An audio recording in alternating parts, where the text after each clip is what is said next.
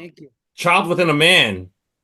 Wow, man. I love it. I love it. I mean, it's classic Sebastian Bach. But the last time we spoke was when Give 'Em Hell came out. 10 years. What Yeah. took so long? Well, there was this thing called the pandemic for Oh three yeah. of those. We can't. I know that's the first thing in my press release, and that's the first thing.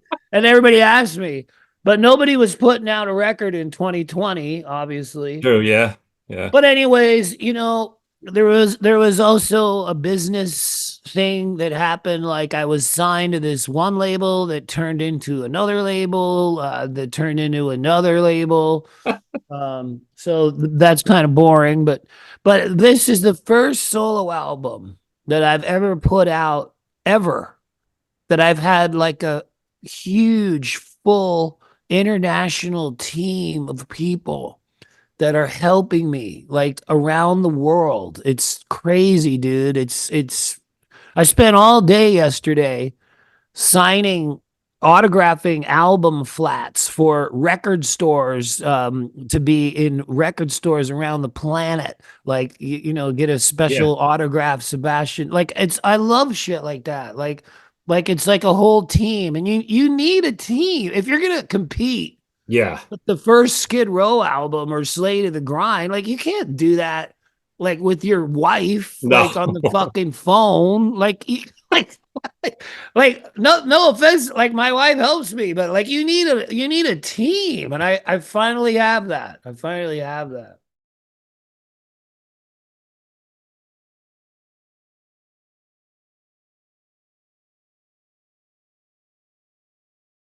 The first single, What I Got to Lose, the minute I heard it, I was like, wow. It was like a relief to hear, Oh, right on. right? I mean, not that you're, dude, not I'm not putting down any of your past stuff, but you hearing that song was just like Yes, a breath of fresh air for you. it Um, is. It is. and to see Rob Fuso in the video, it was like, well, what's going on here?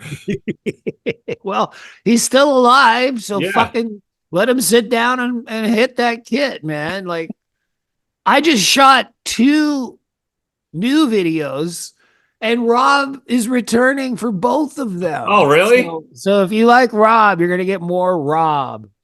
Is he going to be part of the live band or no? We've talked about it. Okay. But to be quite honest, all my shows have been booked without him, and Okay. he feels, and he might be right. I think he is right. I think he deserves like more money like for my band if he's in it.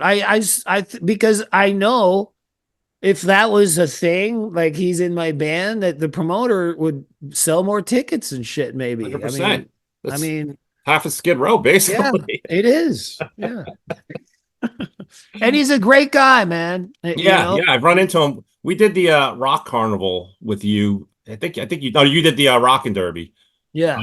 out in New York. But yeah, I ran into Rob a few times. Great guy. Great He guy. has he has a real charisma, and our chemistry together, due to our past, is undeniable. It's like if Robert Plant had John Bonham in his solo band. To Skid Row fans, I'm not comparing Yeah, us to those guys, but I'm sure. saying to Skid Row fans that's kind of the same. Yeah.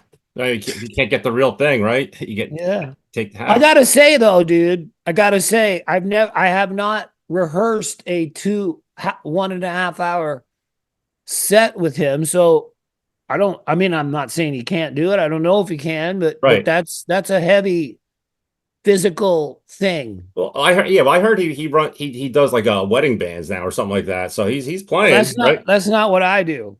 Well, true, true. That is true.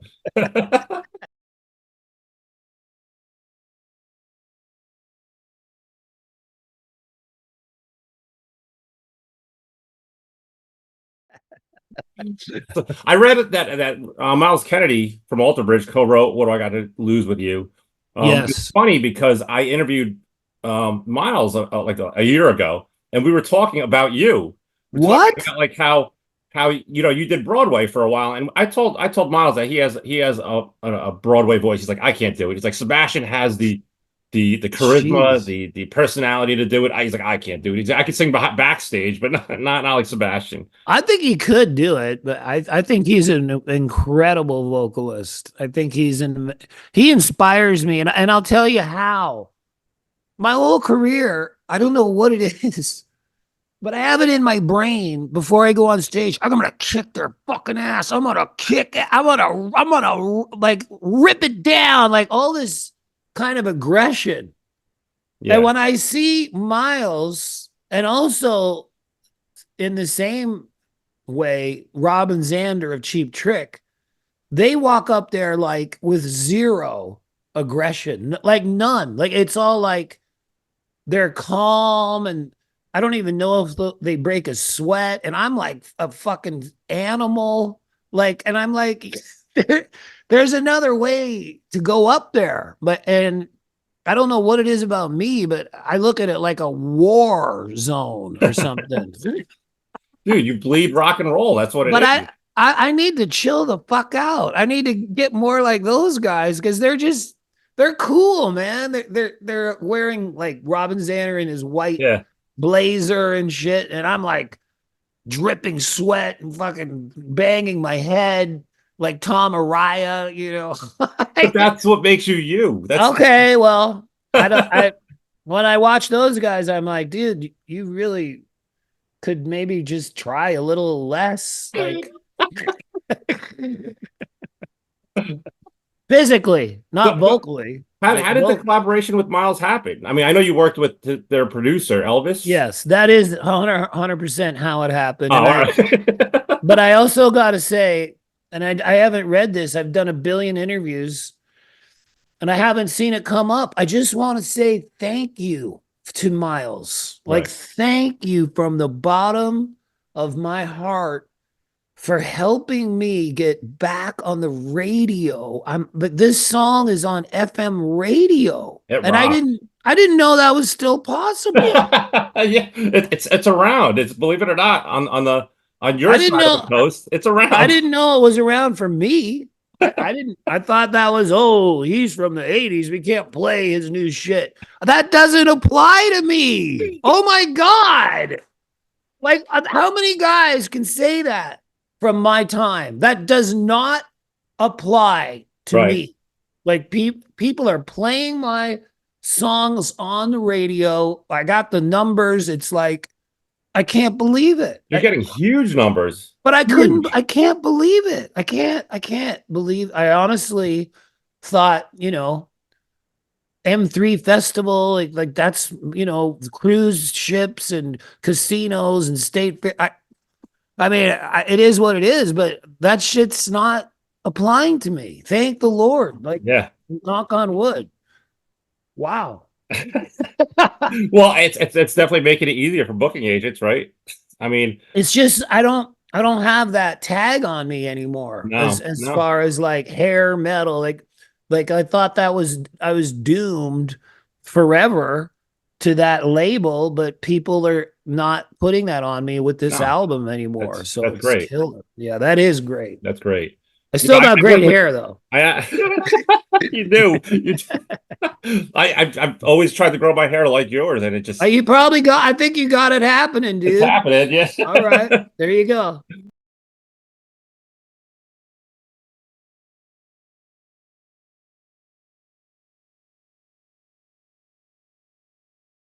The artwork. Love the artwork. Did your dad do that? Or Yes. I know he Yep. did Slave to the Grind. I know he did Subhuman Race and Angel That's Down. right. Well, Um, now that I live in Vegas, it's very hot here for 3 months out of the year. And I had a storage unit with a roll of my dad's paintings in there. And it said on it, 1994 Skid Row, Subhuman Race paintings for Sebastian. I go, I better get this fucking painting out of the storage unit because it's Yeah. too hot. You have to have that shit cared for and stretched and put on, right. So I went in there to get that out of there. And then I unrolled it at my house. And underneath the Subhuman Race original painting was the child within the man painting. And that's not what it was called, but it was Right. a, that's me at the age of 10 Amazing. running. And I forgot about that painting. And the line in the song, Everybody Bleeds, is child within the man. And I scream it and it kept haunting me. Like it was like an earworm, wouldn't leave my brain for some reason. Then I looked up at the wall, and my dad also in the year 1990 did a Right. painting that's like 12, 14 feet high of me on stage at Giant Stadium that was a centerfold in Circus Magazine. Yep. And I was like, Dad, that's cool. I wish you did a painting of like Kiss in 73 or something. But anyway. No way. That's a classic shot. I've had that shot in my locker. Wow, I no I was way. I was at that show. I was because Whoa. that was at that show, so I recognized the minute I saw that picture. I'm like that. I even if I can show you my notes, I put Skid. This was from Skid Row at Giant Stadium with a question Yeah, mark because I knew it was at Giant Stadium, it's and then you true. confirmed it. That's true. So I looked at the painting that I unrolled of me as a child, and then I looked up at the wall, and that was on my wall, and it's me as a young man. And then also Jesus is in there, and he's child That's within the man. So, and then the song, and it was like from heaven, man. Like that title. I go, you got to be fucking kidding me. I go, I'm going to use digital technology to merge these two paintings into one painting. And I didn't do it myself. right. I had total professionals doing all this. Um, and there's the album cover, Child Within the Man, painted by my dad, started in 78 and finished in 2024. I love that. I love that. I love that you use your dad's paintings for your. So awesome. Crazy. Yeah. Crazy.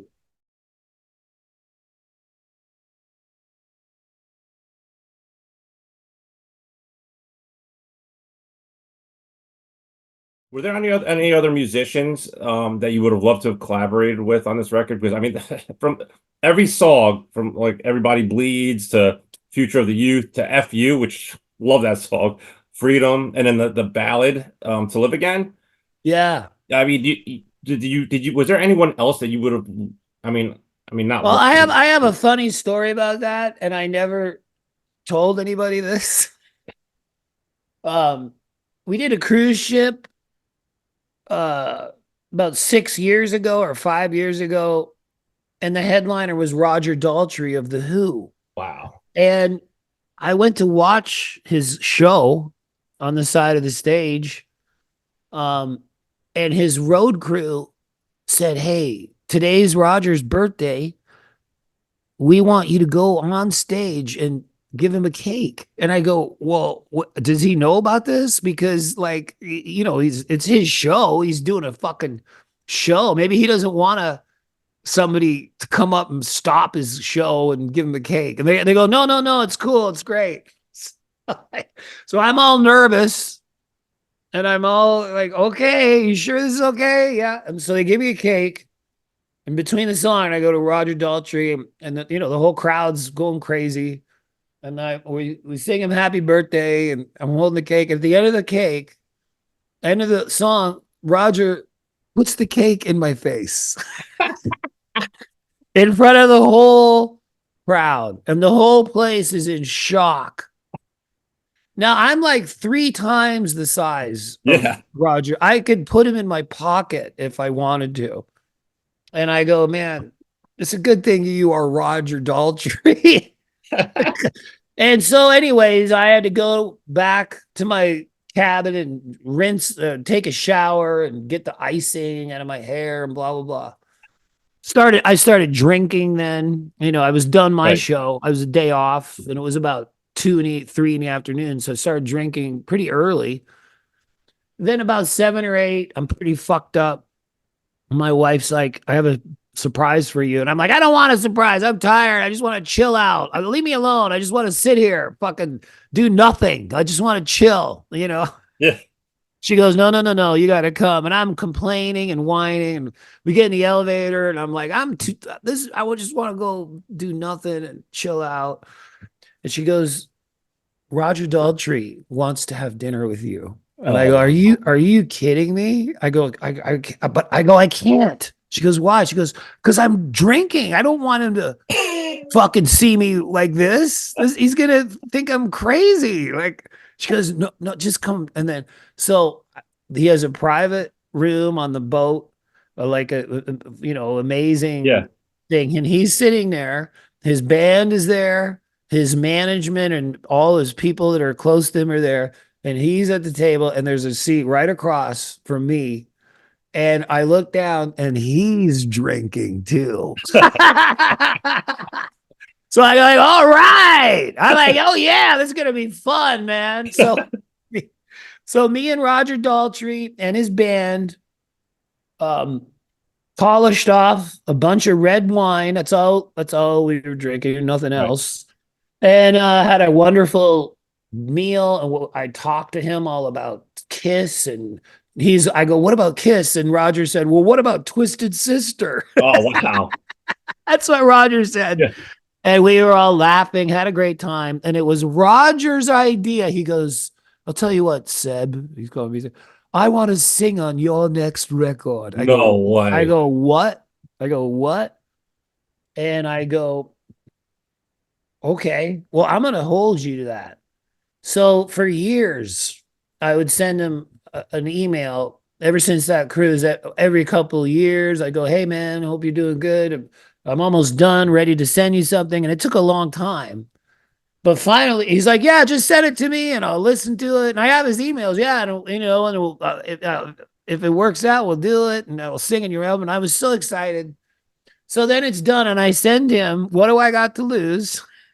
And I send him To Live Again. And that's the best I can do. I don't know. I thought he would sound great on both them songs, duetting with me. Like, imagine Man, that. that would be That would be so crazy, right? And I get an unreal. email back and he goes, hey, man, he goes, I wish you the ultimate success with your album. And he goes, but I have to leave this kind of music to the young folks now. And then Oh, what did, I never even emailed him back because I was pretty hurt yeah. because I don't know what he expected. I don't know.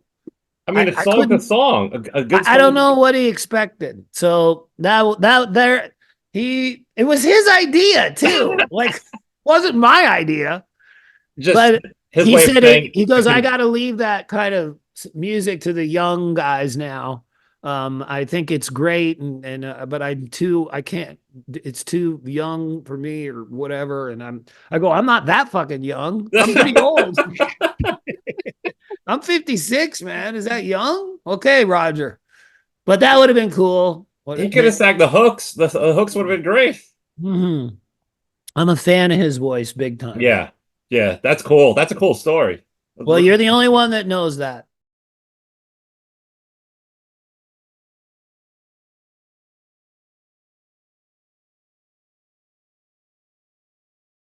You lived in Jersey for many years, and then you moved out to LA. Now you're in Vegas.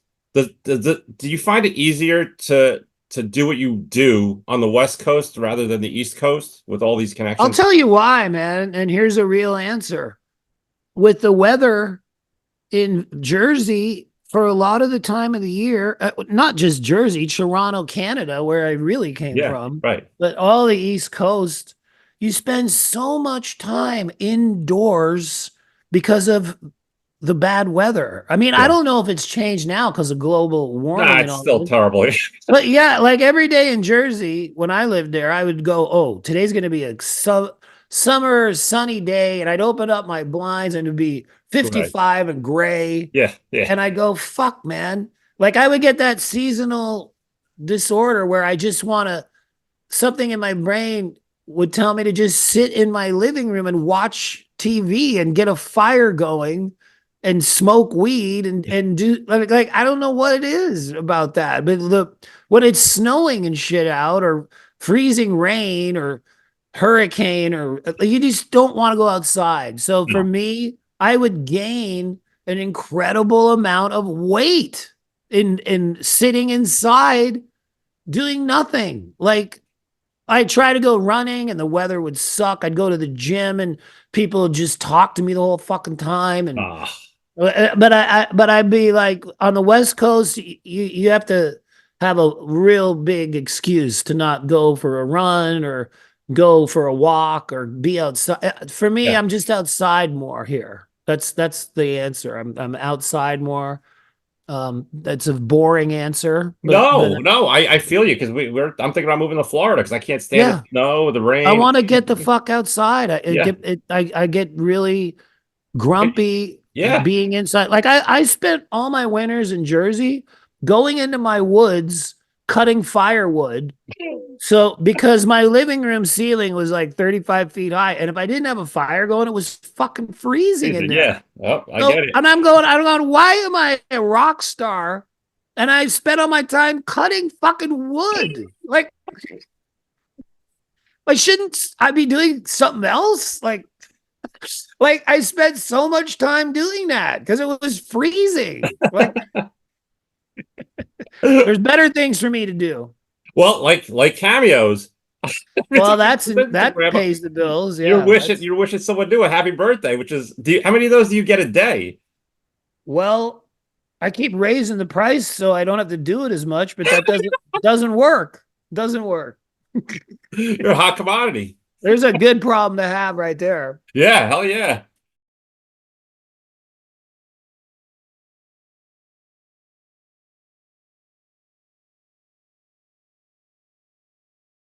I can't believe the Aquarian is still going, Can you man. believe it? Jesus, right on. That's cool.